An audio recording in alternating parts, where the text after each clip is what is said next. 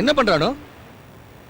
இப்ப நான் கண்ணை மூடிட்டு போடுற கோடு ஆரம்பிச்ச இடத்துலயே கரெக்டா வந்து சேர்ந்துச்சுன்னா நம்ம கல்யாணம் சீக்கிரம் நடக்கும்.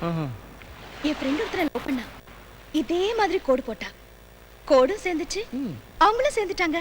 கோடு சேரலனா நாம பிரிஞ்சிரோமா? இதுல எல்லாம் எனக்கு நம்பிக்கை இல்ல. எனக்கு இருக்கு. கொஞ்சம் அமைதியா இருக்கீங்களா? போட்டு முடிக்கணும். சேர்ந்துச்சா? கண்ணு திறக்கலாமா? கண்ணு திறக்க போறேன். கண்ணு திறந்து போ.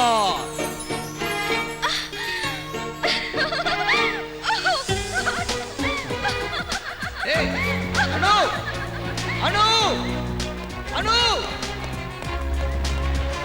எப்ப இந்த கல்யாணம்? ஏய் அனு, கடலை பார்த்து கேட்டா அதுவா பதில் சொல்லு. இங்க வா, நான் சொல்றேன். எப்ப நம்ம கல்யாணம்? சொல்லுங்க சொல்லுங்க. என்ன என்னாச்சு உனக்கு? சந்தோஷம், நிறைய சந்தோஷம். காலேஜ்ல எல்லாரும் உங்களை பத்தி தான் பேசிக்கிறாங்க. கோடு போட்டேனா அதுவும் சேர்ந்துச்சு. அதான் கேட்டேன், எப்ப நம்ம கல்யாணம்? எப்ப நம்ம கல்யாணம்? அனு, பரீட்சை எழுதணும், ரிசல்ட் வரணும், பாஸ் ஆகணும், வேலை கிடைக்கணும், அதுக்கப்புறம் தான் நம்ம கல்யாணம். இது என்ன பெரிய விஷயமா? உனக்கு எனக்கு அது பெரிய விஷயம் இல்ல. ஆனா என்ன படிக்க வச்ச அண்ணனுக்கு அம்மாவுக்கும் ரொம்ப பெரிய விஷயம். நான் ஸ்டடி ஹாலிடேஸ்க்கு ஊருக்கு போறேன். நானும் வரேன். நீ தான். ஆனா இப்ப இல்ல, கல்யாணத்துக்கு அப்புறம். அரவிந்த், உங்க ஊர் எப்படி இருக்கும்?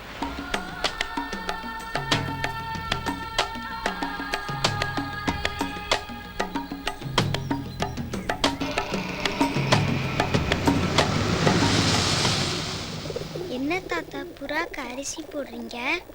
அது அரிசி சாப்பிட்டு நல்லா இருந்தா தான் அதை அடிச்சு சாப்பிட்றதுக்கு நல்லா இருக்கும். ஆட்டுக்கும் மாட்டுக்கும் தேவையானது கொடுக்கலாம், ஆனா மனுஷனுக்கு மட்டும் கொடுக்கவே கூடாது. அதான் உங்க தாத்தாவோட பாலிசி. என்னப்பா இது, சின்ன குழந்தை அதுகிட்ட போய் இதெல்லாம் பேசிக்கிட்டு? பாடத்தை இப்போ இருந்தே ஆரம்பிக்கணும்டா. ஐயா வணக்கங்க. இந்த பட்டா விஷயமா பேசலான்னு வந்தங்க. யோ, ஐயா ஊருக்கு கிளம்பிக்கிட்டு இருக்காரு, இப்போ வந்து பட்டா கிட்டானு வாங்க வாங்க. வர்றங்க. காலங்காத்தால வந்துடுறாங்க. வேண்டா கணபதி, அவங்க தான் கும்பிடு போடுறாங்கல்ல, பதிலுக்கு நீ ஒரு கும்பிடு போடுறதானே. கும்பிட்டுனே எலெக்ஷன் அப்போ அந்த கும்பிடுக்கு இவங்க 5 வருஷம் கும்பிடணும். அதான் அவங்க தலையெழுத்து.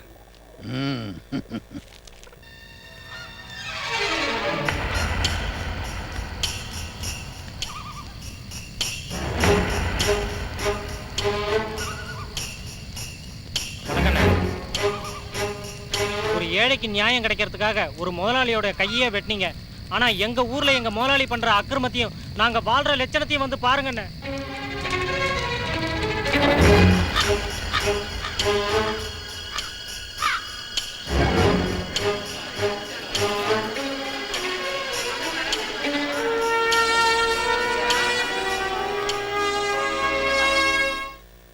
ஐயா, ஐயா,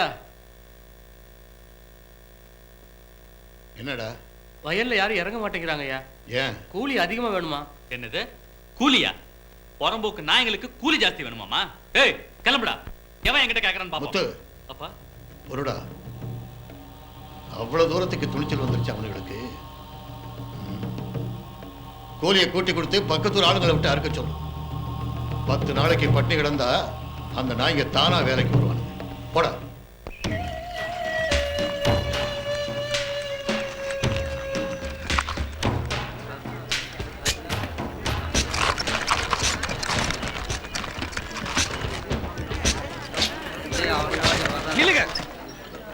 வேர்வை சிந்தனை இந்த மண்ணுல ரத்தம் சிந்தனும் யாராவது ஆசைப்பட்டீங்கன்னா இறங்கி அறுக்க போங்க. தம்பி என்ன சொல்றீங்க? அறுவடைக்கு ஆள் பத்தலன்னு 5 ரூபாய் கூலி ஜாஸ்தியா கொடுத்தாரு நாயுடு, அதனால வந்திருக்கோம். பயிர் காயறத பார்த்துட்டு எங்களால எப்படி தம்பி சும்மா இருக்க முடியும்? நீங்க பயிர் காயுதேன்னு பதட்டப்படுறதுக்கு முன்னாடி இங்க எத்தனை பேரோட வயிறு காயுது அதை பத்தி கொஞ்சம் யோசிச்சு பாருங்க. இவங்க யாரு?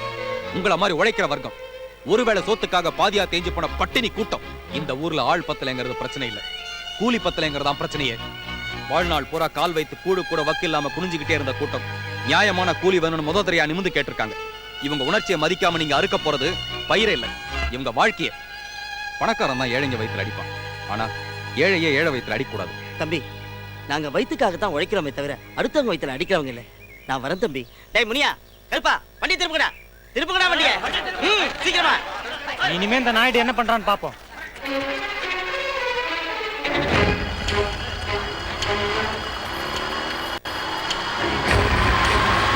நோக்கி போயிட்டு இருக்கு?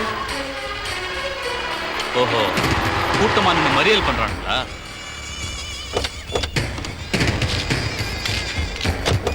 கூலிக்காரன் நாய்கள். கொஞ்சம் பொறுமையா இருங்க, நான் பாத்துக்கிறேன். அப்பா நீங்க இருங்கப்பா, நான் பேசுறேன். என்னடா வேணும்? உங்களுக்கு என்ன வேணும்? கூலியை கூட்டி கேட்டோம், நீங்க கொடுக்கல. அதை வாங்காம வயல்ல இறங்குறதுலன்னு முடிவு பண்ணியிருக்கோம். நாயே, கை கட்டி பேசுற நீ கை நீட்டி பேசுறியா?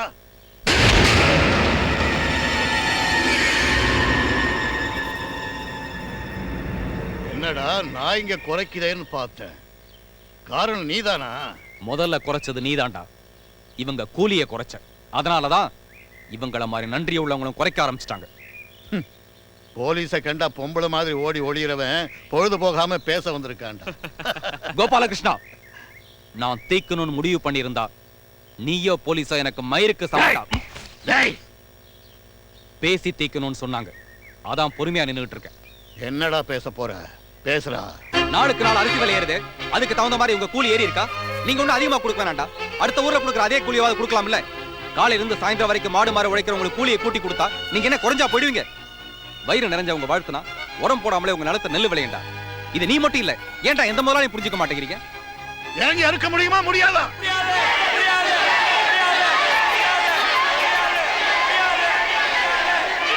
நீங்க அறுக்கல என்ன விளைஞ்ச பயிர் மட்டும்தான் வீணா போகும். போட்டும், ஆனா கூலியை கூட்டி கொடுக்க மாட்டேன். ஏய், கூட்டமா சேர்ந்து எங்களை வயிறேறி வச்சிட்டீங்களா? இத்தனை வருஷமா ஏழைங்க வயிறு எரியுதே, அதுக்கு என்னடா செய்ய போற? செய்யறேன்டா, என்ன செய்யணுமோ அதை செய்யணும்.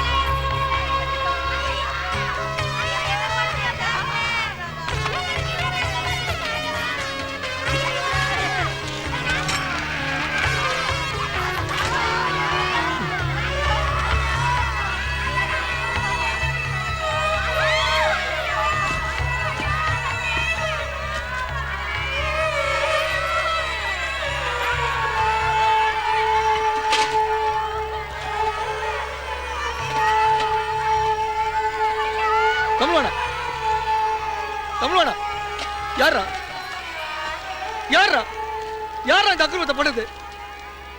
கோபாலகிருஷ்ணன். போலீஸ்ல கம்ப்ளைண்ட் கொடுத்தியா? இல்ல, இத்தனை குடிசைங்க எரிஞ்சிருக்கு, ஏன்டா இன்னும் கொடுக்கல? போலீஸ் ஆக்ஷன் எடுக்குன்ற நம்பிக்கை எனக்கு செத்து போச்சு.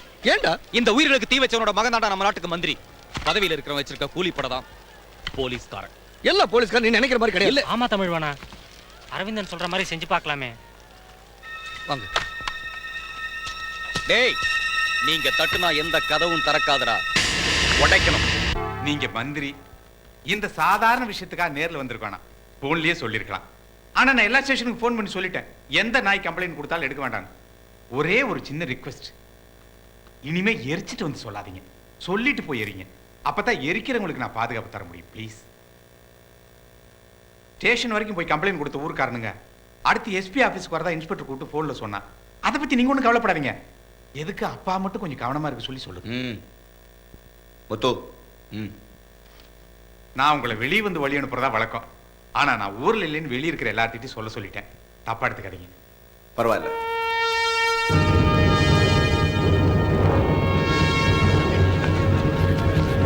யோ இல்லையா, எங்க போற?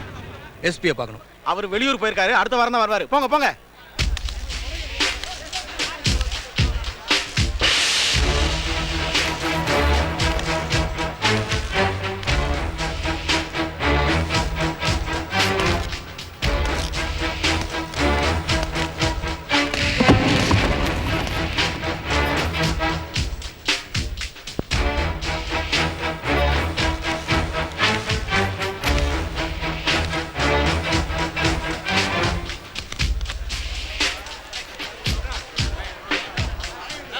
வாங்க.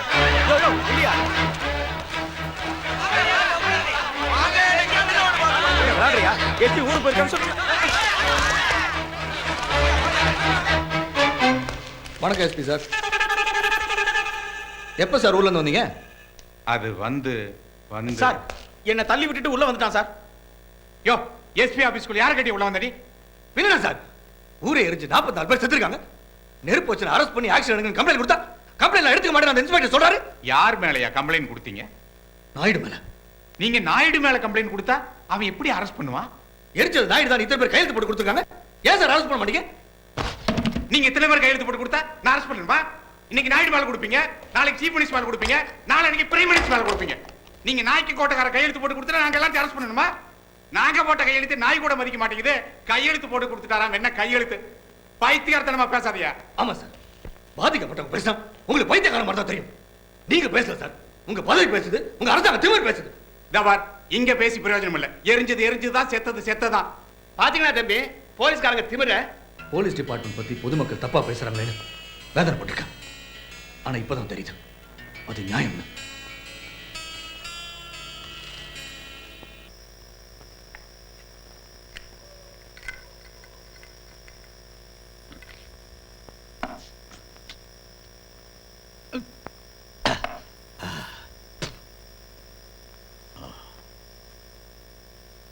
முத்துகிருஷ்ணா, அப்பா. இந்த எஸ்ஐக்கு மாசம் கொடுக்க வேண்டியதெல்லாம் கொடுத்தாச்சா? கொடுத்தாச்சுப்பா. எல்லாம் கொடுத்தாச்சுல்ல, அப்புறம் எங்க என்னையா வேலை? என்னங்க இப்படி சொல்லிட்டீங்க? வாங்கின விசுவாசுக்காக வந்திருக்கேன். குடிசெல்லாம் எரிஞ்சு ஊரை கொந்தளிச்சு போய் கிடக்கு. இந்த நேரத்தை கூட உங்களுக்கு பாதுகாப்பு கொடுக்கலன்னு வச்சுங்க. அப்புறம் இந்த காய் செடி எதுக்கு? ஏன் அறிவு இருக்கா உனக்கு? நான் தான் எரிச்சேன்னு அவன் ஆத்திரத்துல இருக்கான். அது உண்மைதானே நீயே ஊரெல்லாம் சொல்லிவிடு போல் இருக்க. நீ ஒண்ணே எனக்கு பாதுகாப்பு தர வேண்டாம். அதுக்காக 50 பேருக்கு சோத்த போட்டு வச்சிருக்கேன். ஏறிங்க ஊத்துறா.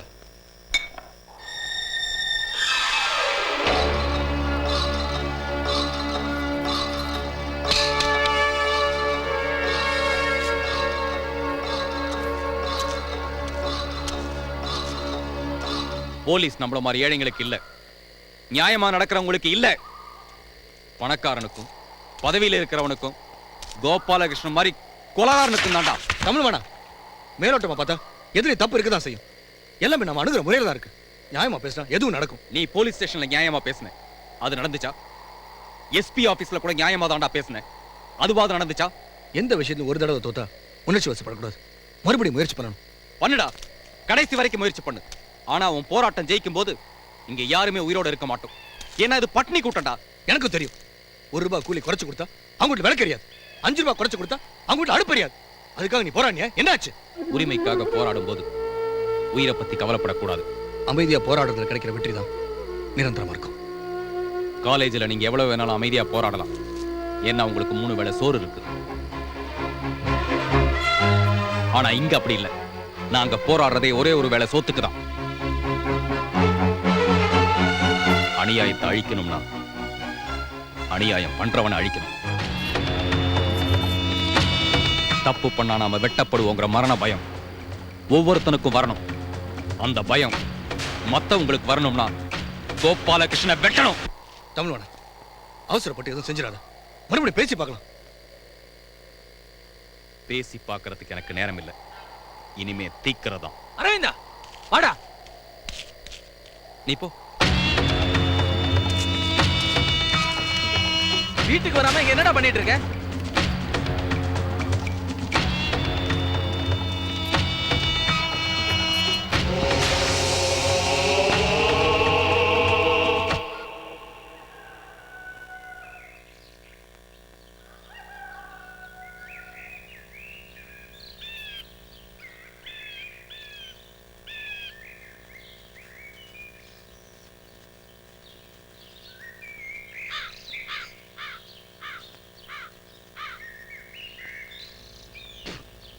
வேண்டா, கழுவும்போது கூட வரணுமா?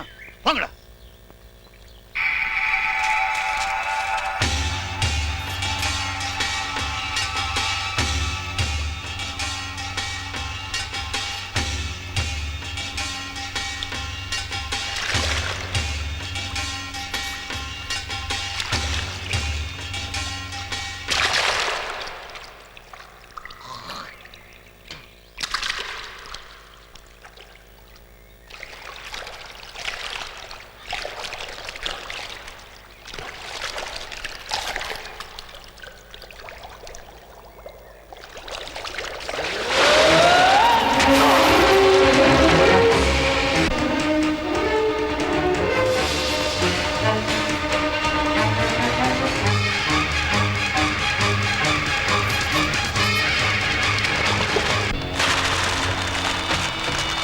தப்பு நடக்கிற இடத்துக்கு இந்த தமிழ்வான வருவான். சட்டம் கொடுக்காத தண்டனையை கட்டாயம் அவன் தருவான். தள்ளுங்க, யோ தள்ளுங்க.